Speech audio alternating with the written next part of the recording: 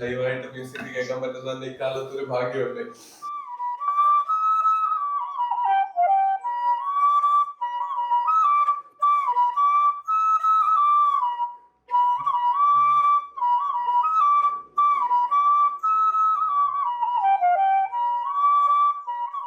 Sir വളരെ വൈബ്രലാണ്, വളരെ എനർജറ്റിക്കാണ്. സംസാരം വളരെ വളരെ നിഷ്കളങ്കമായിട്ടാണ് സംസാരിക്കുന്നത്.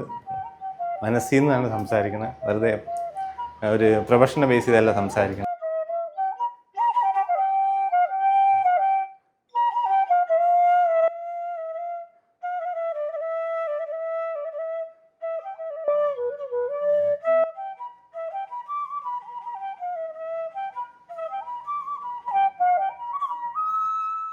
സെറ്റ് പ്രിപ്പയർ ചെയ്യുന്ന സമയത്ത് റെക്കോർഡ് വർക്കുകളുടെ ഇടയിൽ കൂടെയാണ് എൻ്റെ പ്രിപ്പറേഷൻ പോയത്. അപ്പം സമയം മാനേജ് ചെയ്യാൻ ഭയങ്കര ബുദ്ധിമുട്ടായിരുന്നു. ഞാൻ റെക്കോർഡ് എഴുതിത്തീരുന്നില്ല, പോർഷൻ കംപ്ലീറ്റ് ചെയ്യാൻ പറ്റുന്നില്ല. അങ്ങനെ ഒരു സാഹചര്യം ഒരുപാട് ഉണ്ടായിട്ടുണ്ട്. ലേറ്റ് നൈറ്റ് ഒക്കെ ഒരുപാട് വർക്ക് ചെയ്യേണ്ടി വന്നിട്ടുണ്ട്. ഇവിടെ എന്നെ സംബന്ധിച്ച പ്രധാന പ്രശ്നം ഫീസായിരുന്നു. അപ്പോൾ ഒരുപാട് സ്ഥലത്ത് ഞാൻ നോക്കിയപ്പോഴും ജനറൽ ബാച്ചിന് ഒരു ഫീസ്, ഓപ്ഷൻ പേപ്പറിന് വേറൊരു ഫീസ്, അങ്ങനെ 2-3 ഞാൻ കുറേ അക്കാഡമീസ് തിരക്കിയപ്പോഴും ഒക്കെ എനിക്ക് സാമ്പത്തികമായിട്ട് പറ്റാത്തൊരവസ്ഥ ഉണ്ടായിരുന്നു. I+ൽ എത്തിയപ്പോഴാണ് പൈസ എനിക്ക് ഓക്കെയാണ്. ഞാൻ ഇവിടെ വീട്ടിൽ പറഞ്ഞപ്പോൾ അമ്മ പറഞ്ഞ അത്ര കുഴപ്പമില്ല, ഞാൻ എങ്ങനെയെങ്കിലും ഒപ്പിച്ച് തരാം. ലോഗിൻ ചെയ്യാതെയായി. അപ്പം എന്നെ അവിടെ നിന്ന് വിളിച്ചു. അപ്പം എനിക്ക് മനസ്സിലായി കളിച്ചോണ്ടിരുന്ന കാര്യമില്ല, അവർ മോണിറ്റർ ചെയ്യുന്നുണ്ടെന്ന് എനിക്ക് മനസ്സിലായി. വിളിച്ചു, 2-3 പ്രാവശ്യം വിളിച്ചു. ഡെയിലി കറണ്ട് അഫയേഴ്സ് ഇങ്ങനെ നമുക്ക് അയച്ചു തരുന്നുണ്ടായിരുന്നു. അപ്പൊ അത് ഞാൻ ഡെയിലി വായിച്ചു പോകുന്നുണ്ടായിരുന്നു. ഓരോ ദിവസവും ഓരോന്ന് 2 എണ്ണമൊക്കെ വെച്ച് ആര്യ എന്ന് പറഞ്ഞൊരു കുട്ടിയാണ് കോർഡിനേറ്റർ, അപ്പൊ അയച്ചു തരുന്നുണ്ടായിരുന്നു. അത് ഡെയിലി ഞാനൊന്ന് നോട്ട് ചെയ്ത് പോകുന്നുണ്ട്. ഒരുപാട് കഷ്ടപ്പെടാതെ എന്നാൽ കുറച്ച് സ്മാർട്ടായിട്ട് വർക്ക് ചെയ്തുകൊണ്ട് എനിക്കിത് നേടാൻ പറ്റുമെങ്കിൽ നിങ്ങൾക്ക് ഉറപ്പായിട്ടും പറ്റും.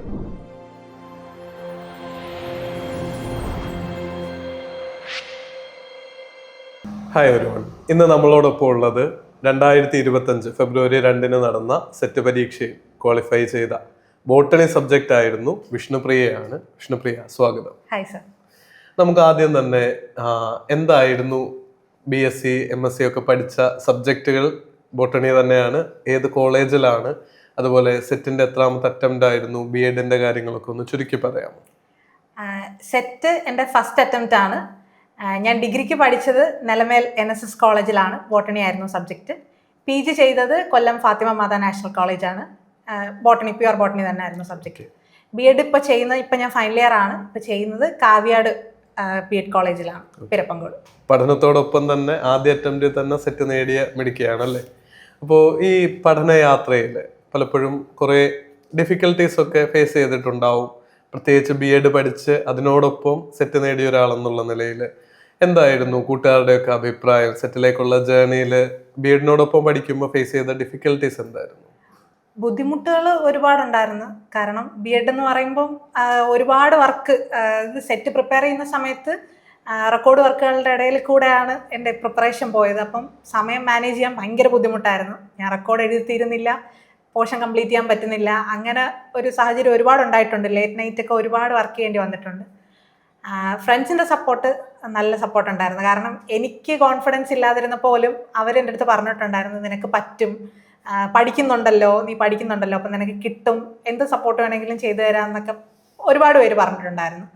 ഒരുപാട് ടൈം എടുത്ത് തന്നെയാണിത് കവർ ചെയ്തെടുത്തത്. റെക്കോർഡിൻ്റെ കൂടെ ഇത് കൊണ്ടുപോകുന്ന കാര്യം നല്ല ബുദ്ധിമുട്ടായിരുന്നു. ഓക്കെ. B.Ed ബാച്ചിൽ എത്ര പേരുണ്ടായിരുന്നു? അതിൽ എത്ര പേര് സെറ്റ് ക്വാളിഫൈ ചെയ്തു ഇത്തവണ? ഞങ്ങളവിടെ ഡിഗ്രി കംപ്ലീറ്റ് ചെയ്തിട്ട് വന്നവർ, PG ഉള്ളവർ കുറവായിരുന്നു. എന്നാലും ഒരുപാട് പേര് എഴുതിയിട്ടുണ്ടായിരുന്നു. നാച്ചുറൽ സയൻസ് എന്ന് ഞാൻ മാത്രമേ ക്വാളിഫൈ ആയിട്ടുള്ളൂ. ഫിസിക്കൽ സയൻസ് എന്നൊരാൾ, മാത്സ് എന്നൊരാൾ. ഓക്കെ, തീർച്ചയായിട്ടും. അപ്പോൾ ഈ ജേർണിയിൽ I+ന്റെ കോഴ്സുകൾ നമ്മൾ ചെക്ക് ചെയ്തപ്പോഴും ഒരു 60% അബോവ് കൺസിസ്റ്റന്റ് ആയിട്ട് പഠിച്ചൊരു വിദ്യാർത്ഥിനിയാണെന്ന് കണ്ടിരുന്നു. I+ എപ്പോഴും പറയാറുണ്ട്, നിങ്ങളും അത് കേട്ടിട്ടുണ്ടാവും അല്ലേ, 70% കവർ ചെയ്തിട്ട് കിട്ടിയില്ലെങ്കിൽ, കിട്ടാത്തൊരു വളരെ റയറാണ്, വീണ്ടും ഫ്രീ ആയിട്ട് തന്നെ എക്സ്റ്റൻഷൻ അടുത്ത സൈക്കിളിലേക്ക് നൽകുന്നു. I+ എങ്ങനെ ഹെൽപ്പ് ചെയ്തു ഈ ജേർണിയിൽ? അത് ഞാൻ I+ലോട്ട് എത്തിയത് എങ്ങനെയാണെന്ന് പറയാം. I+ലോട്ട് എത്തിയത് ഞാൻ ഒരുപാട് വേറെ അക്കാഡമീസ് നോക്കിയിട്ടുണ്ടായിരുന്നു. ഇവിടെ എന്നെ സംബന്ധിച്ച പ്രധാന പ്രശ്നം ഫീസായിരുന്നു. അപ്പോൾ ഒരുപാട് സ്ഥലത്ത് ഞാൻ നോക്കിയപ്പോഴും ജനറൽ ബാച്ചിന് ഒരു ഫീസ്, ഓപ്ഷൻ പേപ്പറിന് വേറൊരു ഫീസ്, അങ്ങനെ 2-3 ഞാൻ കുറേ അക്കാഡമീസ് തിരക്കിയപ്പോഴും ഒക്കെ എനിക്ക് സാമ്പത്തികമായിട്ട് പറ്റാത്തൊരവസ്ഥ ഉണ്ടായിരുന്നു.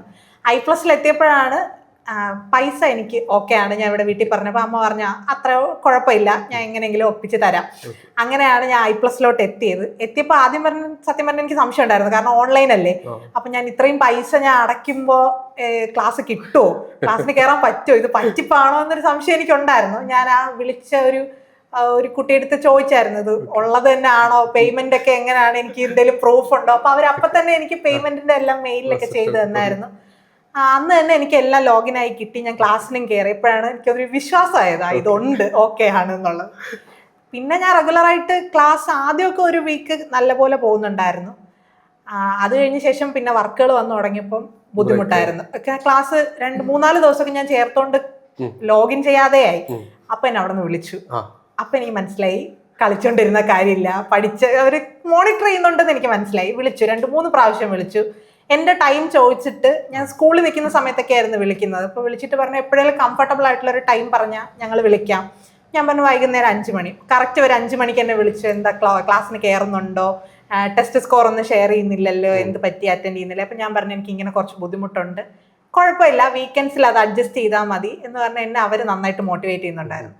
ആ ഒരൊറ്റ കാരണം കൊണ്ടാണ് ഞാൻ വീണ്ടും റെഗുലറായിട്ട് കയറി തുടങ്ങിയത്. ഇല്ലെങ്കിൽ ഞാൻ ആ വിട്ട സാധനം അവിടെ വിട്ടിട്ട് ഞാൻ വീണ്ടും ബാക്കി പഠിച്ചു പോകേണ്ടി വന്നേനെ. ആ ഒരു രീതിയിൽ എനിക്ക് കിട്ടിയ സപ്പോർട്ട് I+ന്റെ ഭാഗത്തുനിന്ന് ഭയങ്കരമായിരുന്നു. Thank you.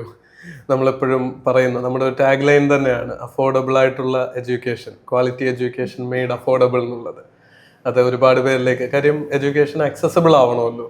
ഒരു പ്രത്യേക കാറ്റഗറിക്ക് മുകളിൽ വരുമാനമുള്ളവർ മാത്രം പഠിച്ചാൽ മതി എന്നുള്ളത് മാറി എല്ലാവർക്കും, കാര്യം ബിസിനസ് എന്നുള്ള നിലയിൽ സാലറി കൊടുക്കാനും സർവൈവ് ചെയ്യാനും ഉള്ളൊരു ഫീസ് മാത്രം വാങ്ങി I+ പലപ്പോഴും മുന്നോട്ട് പോകുന്നത്. ഇപ്പോഴും അതിന്ന് മാറിയിട്ടില്ല. അതുപോലെ തന്നെ മഹേശ്വരിയൊക്കെ ആയിരിക്കണം നിങ്ങളെ വിളിച്ചതെന്ന് ഞാൻ കരുതുന്നു. ലേണിംഗ് സപ്പോർട്ട് മാനേജേഴ്സ്, കാര്യം ഓൺലൈനായിട്ട് പലപ്പോഴും ഫീസ് വാങ്ങിയാൽ നമ്മുടെ ഉത്തരവാദിത്തം, അല്ലെങ്കിൽ നമുക്ക് കിട്ടാനുള്ളത് കഴിഞ്ഞു എന്ന് വേണമെങ്കിൽ ചിന്തിക്കാം. എന്നാൽ അതല്ല. ഞാൻ എപ്പോഴും നമ്മുടെ സ്റ്റാഫിനോടാണെങ്കിലും കുട്ടികളോട്, നിങ്ങളോടാണെങ്കിലും പറയും, 1 രൂപ നമ്മൾ വാങ്ങുമ്പോൾ അതിനൊരു വാല്യൂ അഡീഷൻ കൊടുക്കാൻ പറ്റിയില്ലെങ്കിൽ അത് നമുക്ക് നന്മയേക്കാൾ ഉപരി ദോഷത്തിനായിട്ട് തീരുമെന്ന് ഞാൻ സ്റ്റാഫ് മെമ്പേഴ്സിനോടും നമ്മുടെ ബോർഡ് മീറ്റിങ്ങിലും ഒക്കെ പറയാറുള്ള ഒരു ഇത് തന്നെ. ആ വാല്യൂസ് നിങ്ങളിലേക്ക് എത്തുന്നു, കുട്ടികൾക്ക് അത് പ്രയോജനമാവുന്നു എന്ന് കേൾക്കുന്ന ഭയങ്കര സന്തോഷമാട്ടോ. അപ്പോൾ ഇതിൽ ഈ ഡിഫിക്കൽട്ടായിട്ടുള്ള ടോപ്പിക്കുകൾ എന്തെങ്കിലും ഉണ്ടായിരുന്നു പേപ്പർ 1-ലും 2-ലും ഒക്കെ? ഭാഗ്യ ടീച്ചറിന്റെ ക്ലാസ്സുകളോ അതൊക്കെ എങ്ങനെ ഹെൽപ്പ് ചെയ്തു അതിനെ ഓവർകം ചെയ്യാൻ? ലേണിംഗ് ഡിഫിക്കൽട്ടായിട്ടുണ്ടായിരുന്ന ടോപ്പിക് എന്ന് പറഞ്ഞാൽ, ഞാനിപ്പോൾ B.Ed ചെയ്തുകൊണ്ടിരിക്കുന്നുണ്ട്. ശരിക്കും പറഞ്ഞാൽ എനിക്ക് സബ്ജക്ട് പേപ്പർ ആയിരുന്നു ബുദ്ധിമുട്ട്. നമ്മുടെ ജനറൽ പേപ്പർ പ്രശ്നമില്ലായിരുന്നു, കാരണം പഠിക്കുന്നുണ്ടല്ലോ, ഇപ്പോൾ പഠിച്ചു പോകുന്നതല്ലേ ഉള്ളൂ. സൈക്കോളജി, ഫിലോസഫി ഒക്കെ നമ്മൾ ക്ലാസ് കേൾക്കുന്നുണ്ട്, റെഗുലറായിട്ട് കോളേജിൽ നിന്ന് കേൾക്കുന്നുണ്ട്. അപ്പോൾ അത് ഞാൻ ക്വസ്റ്റ്യൻസ് നോക്കുമ്പോഴും എനിക്ക് വലിയ ബുദ്ധിമുട്ടില്ലായിരുന്നു. പക്ഷേ PG ടോപ്പിക്സ് എല്ലാം ഞാൻ മറന്നു പോയിരുന്നു. കുറേയൊക്കെയും എനിക്ക് ഇഷ്ടമില്ലാത്ത കുറേ ടോപ്പിക്കുകളുണ്ടായിരുന്നു. ഈ പറഞ്ഞ ടാക്സോണമി പോർഷൻസ് ഒക്കെ ഞാൻ മറന്നു പോയിട്ടുണ്ടായിരുന്നു. അപ്പോൾ അതെനിക്ക് ബുദ്ധിമുട്ടായിരുന്നു. അത് ഞാൻ കൂടുതൽ സമയം എടുത്ത് അത് പഠിക്കേണ്ടതായിട്ട് വന്നിട്ടുണ്ട്. പക്ഷേ എക്സാം എഴുതിയ സമയത്ത് എല്ലാവരും എന്നോട് പറഞ്ഞ, എക്സാം കഴിഞ്ഞിട്ട് ഇറങ്ങിയപ്പോഴും എല്ലാവരും പറഞ്ഞത് ജനറൽ പേപ്പർ ഭയങ്കര ബുദ്ധിമുട്ടായിരുന്നു, സബ്ജക്ട് പേപ്പർ വലിയ കുഴപ്പമില്ലായിരുന്നു. പക്ഷെ എനിക്ക് തിരിച്ചാണ് തോന്നിയത്, എനിക്ക് സബ്ജക്ട് പേപ്പർ ആയിരുന്നു അപ്പോഴും എനിക്ക് ബുദ്ധിമുട്ട്, ജനറൽ പേപ്പർ സിമ്പിൾ ആയിരുന്നു. കറണ്ട് അഫയേഴ്സ് ഒക്കെ ഫോളോ ചെയ്യുന്നുണ്ടായിരുന്നു കൃത്യമായിട്ട്? കറണ്ട് അഫയേഴ്സ് കൃത്യമായിട്ട് ഫോളോ ചെയ്യുന്ന വെച്ചാൽ, ഞാൻ PSCക്ക് കുറച്ച് പ്രിപ്പയർ ചെയ്യുന്നത് കൊണ്ട് ഇതിൽ ഡെയിലി കറണ്ട് അഫയേഴ്സ് ഇങ്ങനെ നമുക്ക് അയച്ചു തരുന്നുണ്ടായിരുന്നു. അപ്പൊ അത് ഞാൻ ഡെയിലി വായിച്ചു പോകുന്നുണ്ടായിരുന്നു. ഓരോ ദിവസവും ഓരോന്ന് 2 ഒക്കെ വെച്ച് ആര്യ എന്ന് പറഞ്ഞൊരു കുട്ടിയാണ് കോർഡിനേറ്റർ, അപ്പൊ അയച്ചു തരുന്നുണ്ടായിരുന്നു. അത് ഡെയിലി ഞാൻ ഒന്ന് നോട്ട് ചെയ്ത് പോകുന്നുണ്ടായിരുന്നു. ചോദ്യങ്ങൾ വന്നിരുന്നു. നമ്മളത് നിർബന്ധമായിട്ട് കുട്ടികളോട് പറയുന്നത്. നിങ്ങൾക്കും അത് ഫ്രീ ആയിട്ട് ആക്സസ് ഉണ്ട് കേട്ടോ. 5 ചോദ്യങ്ങൾ പേപ്പർ 1-ന്റെയും കറണ്ട് അഫയേഴ്സിന്റെയും എല്ലാ കുട്ടികൾക്കും നമ്മൾ കൊടുക്കാറുണ്ട്. ആരും പേ ചെയ്തില്ലെങ്കിൽ പോലും കിട്ടുന്ന ഒരു കോഴ്സ് ഉണ്ട്. അതിന്റെ ലിങ്കും ഡിസ്ക്രിപ്ഷനിൽ നൽകാം.